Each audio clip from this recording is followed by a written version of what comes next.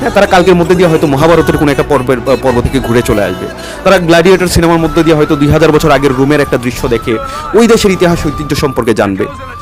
কবিতার ক্ষেত্রেও সেম হবে, ইংরেজি কবিতা পড়বে, ইংলিশ উপন্যাস পড়বে, সেসব উপন্যাসের মধ্যে দিয়ে ওই সব দেশের ইতিহাস ঐতিহ্য সম্পর্কে তারা জানতে শুরু করবে এবং তাদের মধ্যে একটা শূন্যস্থান তৈরি হবে। যেহেতু আমাদের এখানে এসব চর্চা নাই, ধরো বাঙালি বাংলার ইতিহাস চর্চা করলো না, তাহলে কি হবে? এই বাংলার ছেলে মেয়েদের মগজে হয়তো ভারতবর্ষের ইতিহাস, পৃথিবীর ইতিহাস, রোমের ইতিহাস, ইংরেজ জাতির ইতিহাস এগুলো সে দখল করবে আস্তে আস্তে।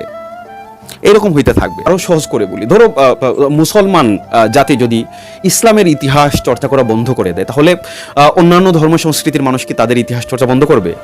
ধরো তোমরা ভুলে গেলা যে ইসলামের নবী 1400 বছর আগে আরবে জন্মগ্রহণ করেন, তারপর কিভাবে খোলাফায়ে রাশিদিন থেকে শুরু করে পৃথিবীর একটা বিস্তৃত অংশে ইসলাম বিস্তৃত হয়। এই ইতিহাস চর্চা যদি তুমি থামাইয়া দাও, তাহলে কিন্তু অন্যান্য ধর্মের ইতিহাস তুমি ঠিকই জানতে থাকবা, গল্পের মাধ্যমে, সিনেমার মাধ্যমে, উপন্যাসের মাধ্যমে। এইটা প্রত্যেকটা ক্ষেত্রেই হয়। তুমি যদি তোমার দেশের ইতিহাস, তোমার জাতির ইতিহাস না জানো, তাহলে অন্যান্য জাতির ইতিহাস তোমাকে জানতে হবে এবং সেটা প্রত্যক্ষ বা পরোক্ষভাবে আসতেই থাকবে।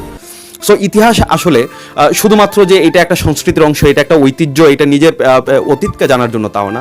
মাঝে মধ্যে বিষয়টা এইভাবে কাজ করে যে তোমার যেন অন্যের ইতিহাস তোমার জাতির বা তোমার সন্তানদের মগজ দখল না করে ফেলে, অন্য ধর্ম সংস্কৃতির ইতিহাস যাতে তোমার সন্তানের মগজ দখল না করে ফেলে, সেইটা প্রতিরোধ করার জন্য আসলে ইতিহাস পড়তে হয়, ইতিহাস জানতে হয়। কারণ তুমি থেমে থাকবা, কিন্তু পৃথিবীর অপর অপর জাতি, সভ্যতা, মানুষ কিন্তু থেমে থাকবে না। এবং খুবই এটা খুবই সরল একটা অঙ্ক। পৃথিবীতে যত রকমের আগ্রাসন, যত রকমের দখলবাজি হয়, সেটা শুরুই হয় ইতিহাস, ঐতিহ্য, শিল্প, সাহিত্য, সংস্কৃতির মধ্যে দিয়ে।